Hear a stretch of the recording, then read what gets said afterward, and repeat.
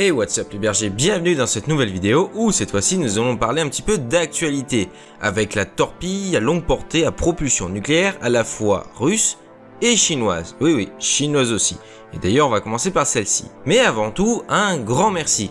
Un grand merci pour le nombre de vues et d'abonnés que nous avons actuellement depuis le début de l'été et qui ne fait qu'augmenter, avec de nombreux commentaires sur les sujets tels que le Moskva ou le Kirov, et avec des commentaires d'encouragement et d'analyse. Et en cela, je vous dis encore une fois, un grand merci. Sans vous, ça ne serait pas possible, donc n'hésitez pas à vous abonner si ce n'est pas déjà fait. Et pour ceux qui se sont déjà abonnés, n'hésitez pas encore à commenter. En tout cas, j'adore vous lire et y répondre dès que je peux. Allez, sans plus attendre, c'est parti. En 2014, le quotidien South China Morning Post, publié à Hong Kong, avait rapporté qu'un institut de technologie chinois travaillait sur un projet de sous-marin, oui, attention, de sous-marin, pouvant atteindre une vitesse de plus de 5000 km/h. En utilisant le principe de supercavitation, lequel consiste à générer un gaz suffisamment chaud pour créer une bulle de vapeur enveloppant un objet en mouvement, comme une torpille par exemple, afin de réduire considérablement le frottement de l'eau. Dans le détail, l'Institut chinois avait affirmé avoir mis au point une membrane qui, composée d'un liquide spécial, devait se former autour du sous-marin. Cependant, cette annonce laissa bon nombre de spécialistes sceptiques. En effet, en premier lieu, une telle technologie rendrait impossible l'emploi d'un gouvernail qui utilise justement la résistance de l'eau pour changer de direction. Ensuite, au-delà des questions sur l'autonomie d'un tel engin, il faudrait prendre en compte les contraintes mécaniques, les lois de la physique étant ce qu'elles sont. Quoi qu'il en soit, depuis, on n'en a plus entendu parler. Mais qu'en est-il pour une torpille ? En effet, cette fois, il n'est plus question de faire atteindre une vitesse hyper véloce à un engin sous-marin, mais de mettre au point une torpille à propulsion nucléaire.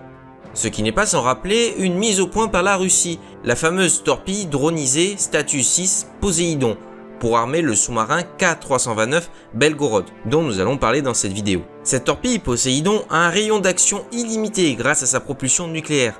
Supposée capable de naviguer à une vitesse d'environ 70 nœuds à une profondeur de 1000 mètres, elle serait dotée d'une tête nucléaire d'une puissance de 2 mégatonnes afin de détruire les infrastructures portuaires stratégiques, voire des villes côtières.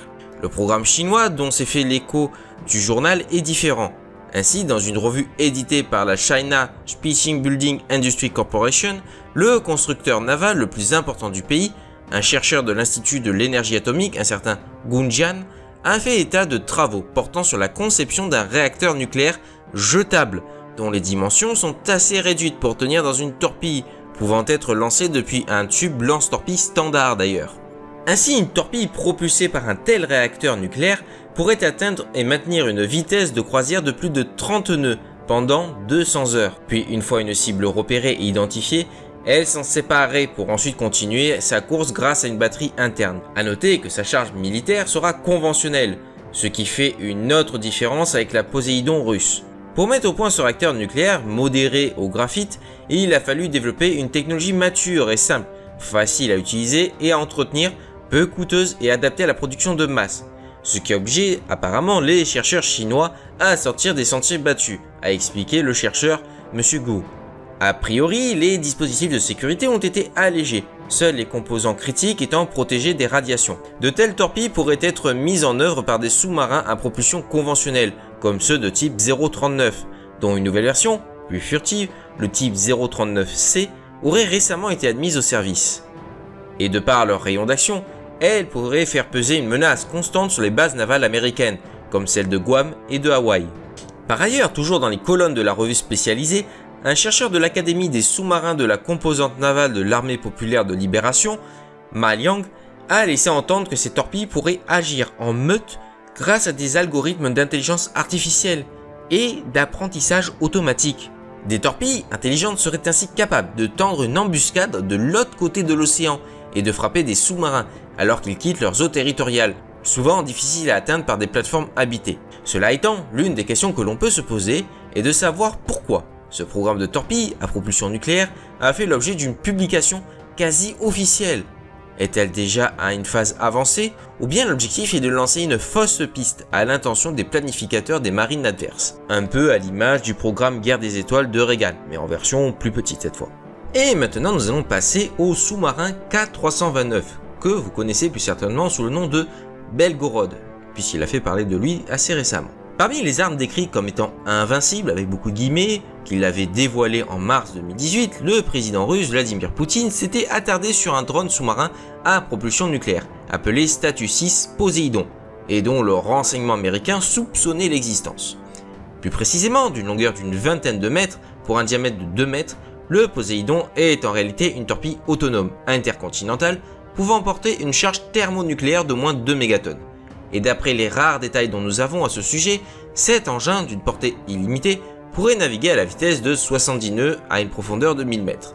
De quoi menacer les infrastructures portières stratégiques et les villes côtières comme nous avons vu. Mais le hic, c'est qu'il fallait à la marine russe un sous-marin capable de mettre en œuvre cette fameuse torpille à capacité nucléaire. D'où la décision de reprendre la construction du K-139 Belgorod, laquelle avait débuté en 1992 au chantier naval de Svetmash, avant d'être interrompue à 2 reprises.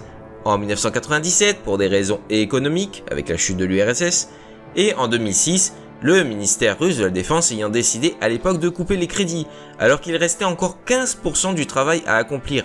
En 2012, et sous l'appellation K-329 Belgorod, Moscou remplaça la construction de ce sous-marin nucléaire lanceur de missiles de croisière appartenant à la classe Oscar II pour le compte de la direction principale de la recherche en haute mer, du ministère de la Défense et de la Fédération de Russie. En effet, il était alors question de le doter de systèmes télécommandés pour opérer dans les fonds marins, comme le Lostarik, le projet 10-831, un sous-marin à propulsion nucléaire affichant un déplacement de 2000 tonnes pour une longueur de 78 mètres et pouvant naviguer à une profondeur maximale de 6000 mètres, ou encore un submersible aux dimensions plus modestes, appartenant à la classe Cachalot, le projet 1910. Quoi qu'il en soit, le K-329 Belgorod fut également désigné pour remporter la torpille dronisée Poséidon, ce qui supposait d'apporter des modifications importantes par rapport au dessin initial d'un sous-marin de type Oscar II, dont un allongement de la coque d'une bonne vingtaine de mètres. Mis à l'eau en avril 2019, le K-329 entama ses essais en mer Blanche 2 ans plus tard. Cependant, les autorités russes se montrèrent plutôt discrètes à ce sujet. Cela étant, le 8 juillet, le chantier naval a indiqué avoir remis officiellement le sous-marin à la marine russe, après la signature de son certificat d'acceptation et de transfert.